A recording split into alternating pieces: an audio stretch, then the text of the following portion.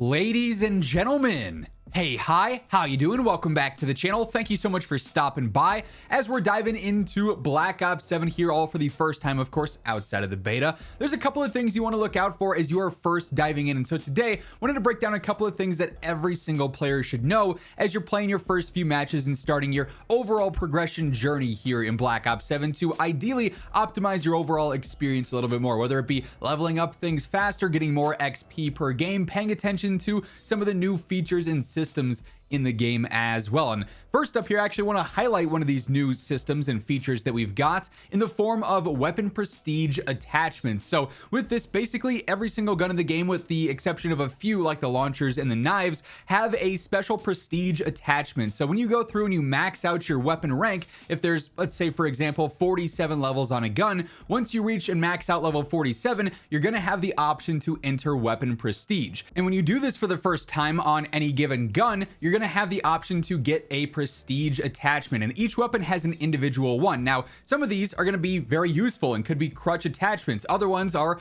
a little bit more gimmicky. So it's worth going through and seeing which weapons offer which prestige attachments, because then as you're going through, you know, okay, I need to make sure I hit prestige on this rifle or this SMG or this sniper, but I don't have to worry about doing it on this LMG or this rifle, for example. So there will probably be situations where you see a weapon has a certain prestige attachment and you're like, yeah, I'm not really going to use that in my gameplay. And if you're just going through and trying to level up guns originally, like typically that's what I do. I go through and I max out every single gun once the first time through, then I'll go through and adjust as necessary and unlock things additionally beyond that, camos and whatnot. This time around, I'm going to be going through and prestiging the ones that I find will probably be more useful for competitive gameplay, but then I'll just be maxing out some of them at their max level for a little bit. Then maybe later on down the road, I'll go through and prestige those once I get some extra time. But you're basically going to want to pay attention to which prestige attachments stand out the most to you. And also here in the coming days, I'll be going through every single prestige attachment and breaking down which ones really stand out the most, which ones might be useful for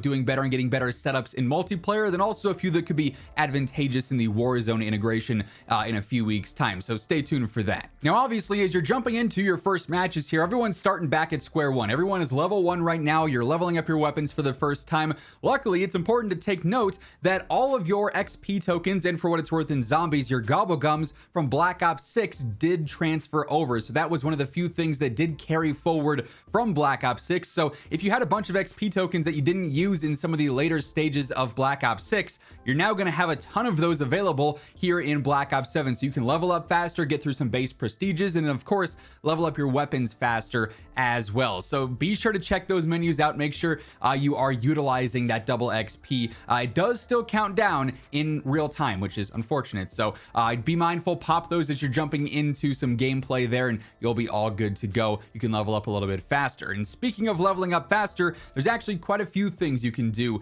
to maximize your XP here. For example, playing hardcore, that's going to offer faster XP because you're going to get bonus medals for these. If you're getting one-shot kills, that's going to give you a bonus medal. It's going to be easier to get kills at a distance, so long shots become easier. Potentially double kills, triple kills, etc. all become easier. So hardcore is a way that you can really optimize XP earn rate simply for playing the game in a similar way that you would in core, but because of the lowered health, it's going to be offering a little bit more in terms of XP output. Also, to maximize things, objective kills. So if you're playing domination, hardpoint, etc., being on those flags in the hardpoint, getting kills, going on streaks there is going to help get some bonus XP as well. Using non-lethal streaks like the UAV, the recon pulse, eventually the advanced UAV when you end up unlocking that, the harp or whatever, right? So using those is going to give you assists every time your teammates are getting kills because of your UAV. Obviously, it's going to make life a little bit easier for you as well, being able to see the enemies there. On top of that, if you're able to get assists for using things like stuns or different nades there that have effects on enemies and a teammate takes them out, you're getting bonus points for that. So there's a lot of different things you could stack in your gameplay to actually optimize XP even more, between hardcore, between going on streaks, the double kills, the triple kills, the headshots, objective kills, non-lethal assists, and things like that. you also factor in popping some double XP before doing all of that, or as you're doing all of that, you're going to optimize that XP earn rate even more. And the same thing will apply to weapons as well. When you're capturing flags and domination, you're getting that XP that's going to apply to your player, but whatever weapon you have out in your hands, it should be applying to that weapon as well. And obviously weapons for the most part very straightforward in terms of just getting kills is the most efficient way to get the most XP there, but headshots, long shots, different kill requirements like that will stack a little bit of extra bonus XP in there too, which is always very convenient. And keep in mind, it's not just multiplayer here where you can level up your operator and your weapons. You could do it over in zombies as well, and you can also do it in the campaign this year. So that campaign FOMO is not going to be as bad this time around, because if you're someone who wants to play the campaign but you're like, man, I need to start leveling my weapons, I'm not going to be leveled up like other people in my lobby, or my friends are going to get too far ahead of me, I don't want to, miss out on that stuff.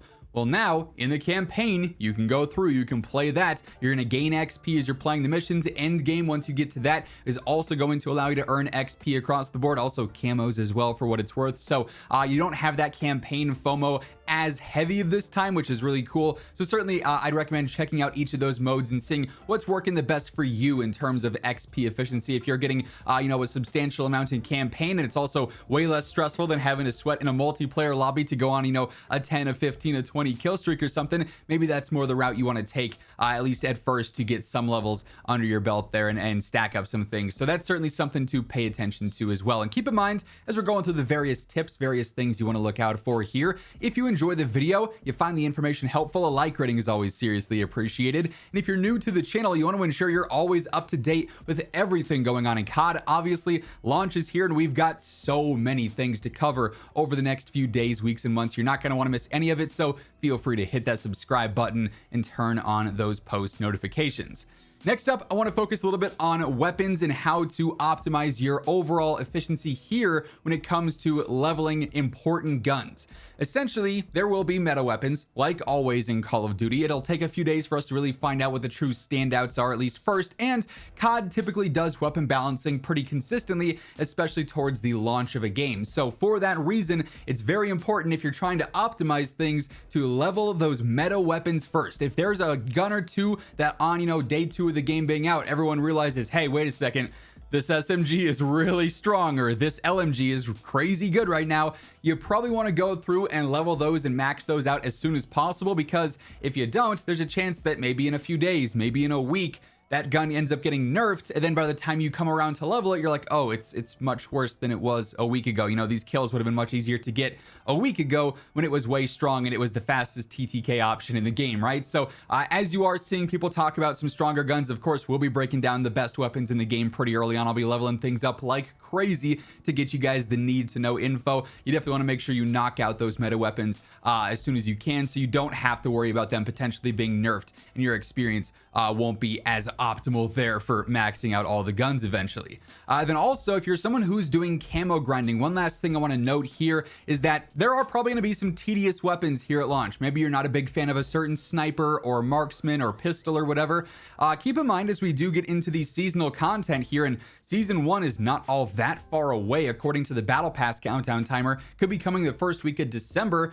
When we do see a new season drop, and in this case season 1 drop, it's gonna add in a couple of new weapons, maybe 3, 4, 5, 6 new weapons. You can then use those DLC weapons, as you have been able to in years past, to replace certain core weapons in your camo grind. So if you need 30 weapons completed on a certain camo tier to move on to the next, because there's a base 30 weapons in the game, well, then you can go through and say, okay, I don't want to do the launchers, I don't want to do the melees, that's 4 weapons there. If season 1 drops 4 weapons, ultimately you could then replace those lackluster guns you don't want to get camos on, and just do the season 1 guns instead, and then get the same camo progress at the end of the day. So you can use those new weapons to replace some of the more annoying weapons that come to the game at launch. So that's a really efficient way. It's obviously not going to be the fastest, because you have to wait for the new seasons to drop, although it being so soon this year, there's a good chance that a lot of people won't have all these guns ready to max out their camos by the time season 1 rolls around. So you can sort of be a bit more efficient there in terms of easier weapons to get camos done on,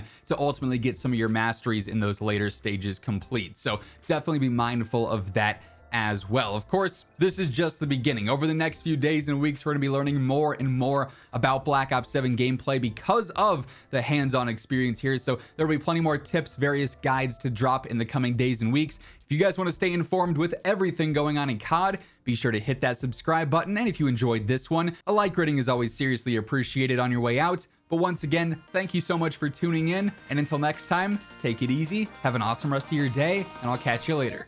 Peace out.